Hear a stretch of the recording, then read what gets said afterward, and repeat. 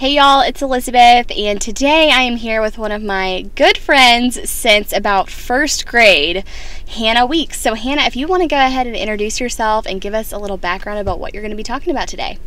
Well, my name's Hannah Weeks. I'm 22 years old right now.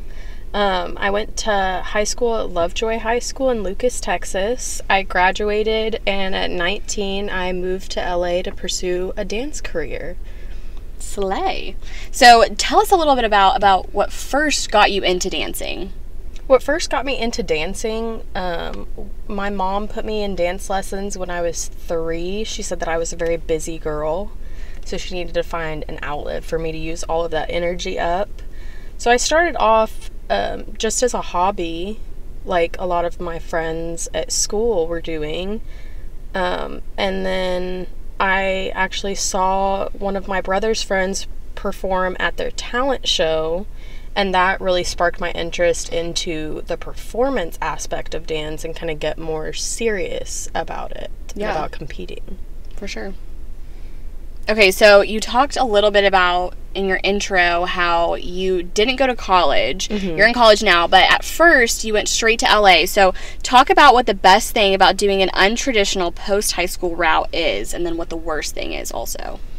I would say the best thing about not doing the traditional high school straight into college route would be taking the time for myself to figure out what I really wanted for my future. I feel like right out of high school, I didn't really know what I wanted my career to be, and I felt like if I just picked something general and went into a degree that I wasn't really passionate about, I felt like it would be a waste of my resources and my money. So I figured that I would do something that I had always dreamed of doing while I still could and while I had the opportunity to, before I figured out what I wanted my future to look like. Love that. Okay, talk about what made you want to pursue a dance career in LA. So specifically LA and not somewhere else like New York, and then also talk about why you wanted to be a professional dancer to begin with. So I wanted to be a professional dancer because I saw a lot of people from around the U.S., from small towns like I had grown up in, get recognized for their talent, and I felt like I had this God-given talent that I wanted to share with other people, and I really enjoyed entertaining, so I wanted to see if I could make that a career. What was the other part of that question? So just like why LA? So why LA instead of New York? Because we know that New York is also a big hub for acting and dancing and the arts. Yes. So why LA specifically? So I found hip hop when I was about 11, and I fell completely in love with hip hop, as opposed to like ballet, tap, jazz, any like classically trained dancers. I would definitely recommend New York over LA or Atlanta or somewhere like that. Yeah, because Atlanta's on the come up for sure. Atlanta is definitely on the come up for hip hop, especially.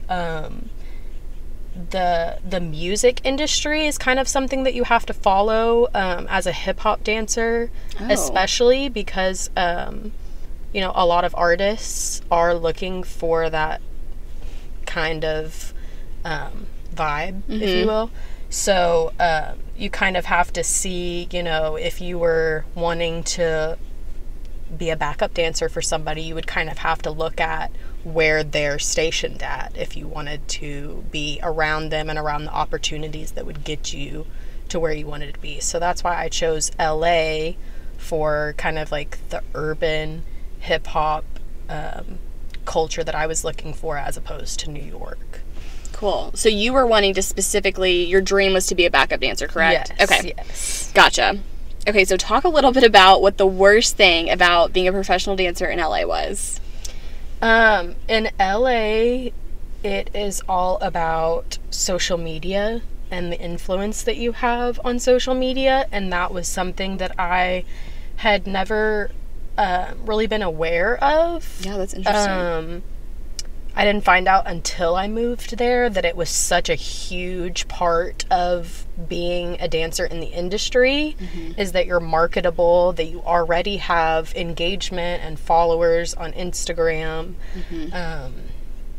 It was a big thing when you would go to an audition, you're filling out your paperwork, you're writing down your email and your name, and you're also putting down your Instagram, your follower count, things like that you wouldn't really think mattered that much, but it is a lot about social media. So that was something that was a shock to me. What about your favorite thing about dancing professionally in LA? My favorite thing about dancing in LA would be being around the people that I looked up to. You know, scrolling through my Instagram and watching all of these videos on YouTube that had millions and millions of views, and they're all kind of centered in Los Angeles. And when I moved there, I got to take from every choreographer that I had looked up to. I got to take class with the dancers that were already in the industry that I had looked up to. So I thought that was a great push for me to be around those people that are actually doing it. Love that. So how similar to what you originally thought it would be before you ever moved there was your actual experience in LA? Like, was it what you thought? Not at all. Okay. It was not at all what I thought. I did hear things from people before I moved there, like, being from Texas, they're like, the people are going to be, you know, nothing like the people are here. We are very Southern hospitality. That is something that is so huge for Texans, and I kind of stuck out like a sore thumb in LA. People knew that I was from Texas because I was genuine and nice. Yeah, it was really nice. But I mean, that was true. People aren't like the people that I grew up around and the community that I grew up around. It's not like that in LA. Everybody is very much in competition with each other. And even though we're all doing the same thing and we're all so young, most of these people have just moved out from their parents' house. This is their first experience. Like you. This is their first experience on their own. And it was sad to see that there wasn't a community feeling of everybody kind of helping each other out, and like we're all doing this together, we're all doing the same thing, right? Because we're all different dancers. It's not like we're gonna be in straight competition with each other. We're all so different. So that was something. A gig wouldn't be hiring for the same type of person. So I had heard things like that before moving there. But that was definitely true once I got there. Confirmed. Yes. So walk us through like a typical day when you were a dancer in LA. So like you wake up, what do you do? I would wake up, shower, get ready for work, my first job. I would work for about 5 to 6 hours, and then I would either that night after work, I would either be going to my second job or to a class or audition. Okay, which you had to pay for, right? Yes. Yeah. So there was a kind of like a membership to be notified of all the castings, all the auditions in the area. So that would be like $30 to $40 a month that you would have to pay for this membership so that you would be aware of the castings and auditions.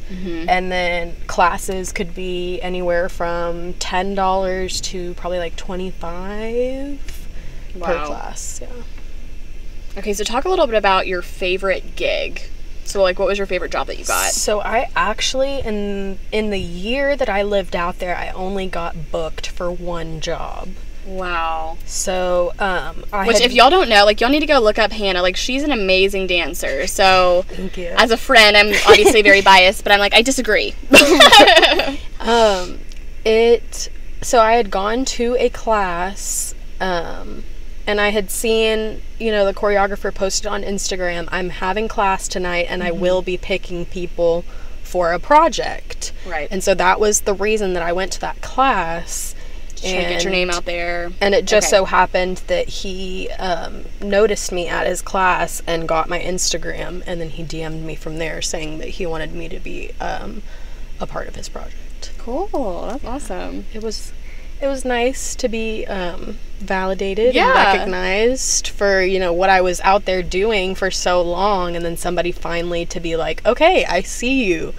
I want you to be a part of this. You know? About how long did it take for you to get that gig? I would say that was like the middle of the year, so probably like maybe 5-6 months being in LA before I got my first gig. Wow. Okay, talk a little bit about what your biggest regret was in LA. My biggest regret, I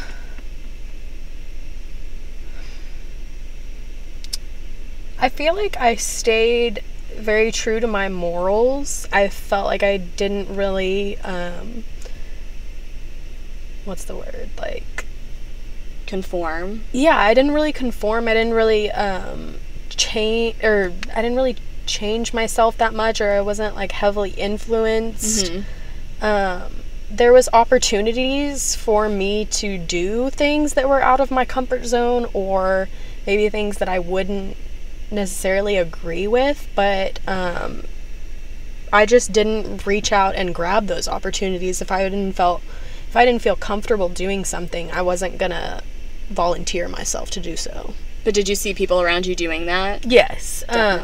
There, you know, on set for the music video that I was a part of, there's an opportunity to be a bartender serving the guy a drink. There was an opportunity to be laying in bed with him and acting like his girlfriend and waking up with him. So that particular scenario was not something that I was going to volunteer for, but the bartending scene, you know, pouring him a drink, that was something that I knew that I was comfortable with and that I could do, and be okay with that. So there, you know, I'll take that one. Yeah, if you're worried about things like that, having to change yourself in ways that you're not comfortable with, I don't think that is going to make or break you. Okay, so would you ever go back? I would never live in Los Angeles ever again. Okay. Visiting, I would love to go back and visit, to take my favorite classes from my favorite teachers. Right. I would recommend for anybody that is thinking about pursuing the dance industry in Los Angeles, I would recommend that you only visit and only travel there, rather than living there. I feel like you would have such a better experience doing it that way. Okay, cool. So, last question, kind of going off of that one. What is your biggest advice to somebody who wanted to move out to LA to be a professional dancer? Besides the whole, you know, traveling versus living there, I would say to consider the social media aspect. Is that something that you can keep up with? Can you build engagement on your posts? Can Personal you post brand? Yes, brand yourself. Can you post every day? Can you repost all the people that you're trying to connect with, and just be a constant social media presence? If that's not something that you're interested in at all, I might recommend somewhere else other than LA, just because that is such a big factor in getting booked for jobs out there. For sure. Well, thank you so much, Hannah. You're the best. Yes, thank you for having me. All right, guys, I will see you in our next episode. Bye-bye.